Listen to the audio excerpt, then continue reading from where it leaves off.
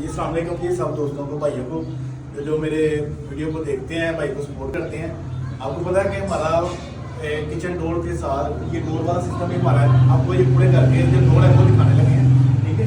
ये main address से दाग देखें इसका, ये वर्साची वाला डिज़ाइन इसके अंदर ऐड किया हुआ है और कैल की लकड़ी में ये बना हुआ है, पाकिस्तानी कैल की लकड़ी है।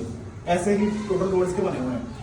घर जो कि छोटा है, इसके साथ ही वॉशरूम ये, ठीक है।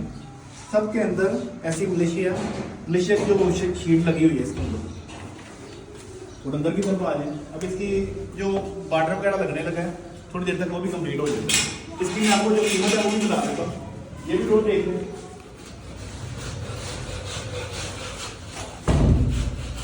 ठीक है। ऐसे फिटिंग, ये बॉर्डर लग जाएगा इसको,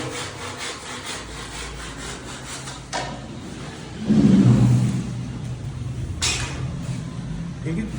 ऐसे बॉर्डर लग जाएगा। इसकी कीमत है 22,000 रुपये एक डोर की कीमत है।